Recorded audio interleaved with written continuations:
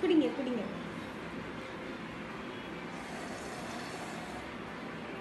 காமிங்க, ரசத்தை காமிங்க.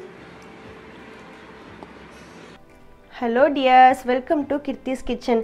இன்றைக்கி நம்ம கிச்சனில் ரசம் எப்படி வைக்கிறதுன்னு பார்க்கலாம். இந்த ரசம் வந்து என் பையனுக்கு ரொம்ப பிடிக்கும். இதை வந்து ரொம்ப விரும்பி குடிப்பான். ஸோ வந்து இதை நான் உங்களுக்கும் ஷேர் பண்ணணுன்னு நினைக்கிறேன். இதுக்கு தேவையான பொருட்கள்: ஒரு சின்ன எலுமிச்சம்பழம் சைஸ் புளி வந்து இந்த மாதிரி ஊற வச்சுருக்கேன். அப்புறம் சீரகம் வந்து ஒரு 1.5 டேபிள் ஸ்பூன், 2 வரமிளகா, ஒரு பச்சை மிளகா, கொஞ்சோண்டு கருவேப்பிலை எடுத்திருக்கேன். ஒரு பெரிய சைஸ் தக்காளி இந்த மாதிரி பழமாக எடுத்து வச்சுக்கோங்க. ஒரு 10 வெள்ளைப்பூடு எடுத்து வச்சுக்கோங்க. 1.5 டேபிள் ஸ்பூன் மிளகு எடுத்துக்கோங்க. அப்புறம் எண்ணெய் வந்து தேவையான அளவு. தாளிக்கிறதுக்கு வந்து கடுகு, உளுந்தம் பருப்பு, பெருங்காயம் கொஞ்சோண்டு, கருவேப்பிலை, அப்புறம் 2 வரமிளகா.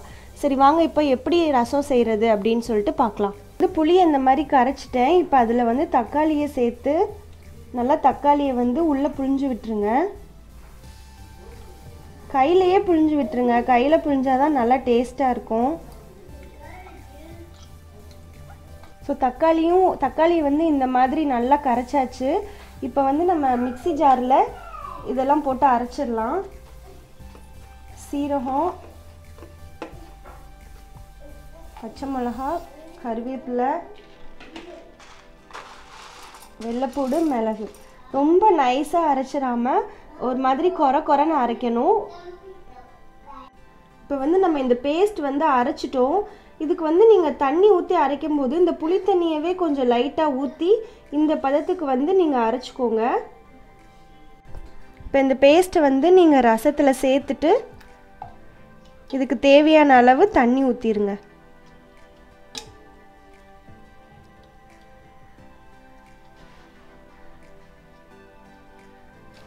ஸோ இது நல்லா இப்படி கரைச்சி விட்டுட்டு இதுக்கு தேவையான அளவு தண்ணி ஊற்றிக்கோங்க.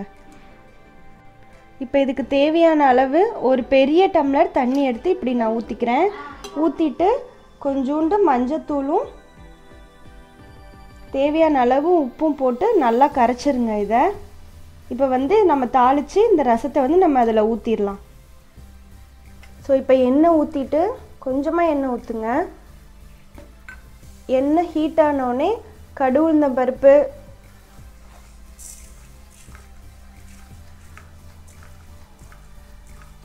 ஸோ நல்லா வெடிச்சு வரட்டும். ஸோ வெடிக்கும்போது கருவேப்பிலை, அப்புறம்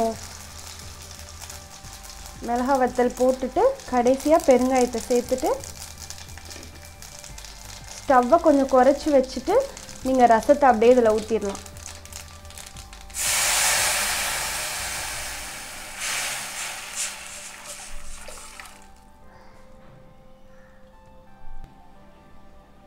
ஸோ இந்த மாதிரி நல்லா சுற்றி நுர கட்டி லைட்டாக கொதிக்க விட்டுட்டு ஆஃப் பண்ணிவிட்டு கடைசியாக மல்லித்தலை தூவி விட்டு க்ளோஸ் பண்ணிடுங்க. ஸோ சூடான சுவையான ரசம் வந்து ரெடி ஆயிடுச்சு. ஸோ ரசம் வந்து ரெடி ஆயிடுச்சு. இப்போ நம்ம இதை சாதத்தில் போட்டு பிசைஞ்சு சாப்பிட்லாம்.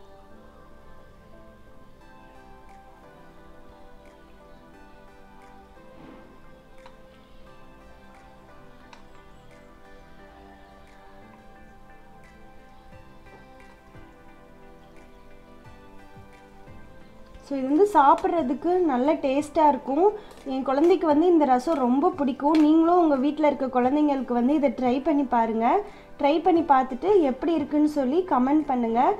மறக்காமல் எங்கள் சேனலை சப்ஸ்கிரைப் பண்ணுங்கள், ஷேர் பண்ணுங்கள்.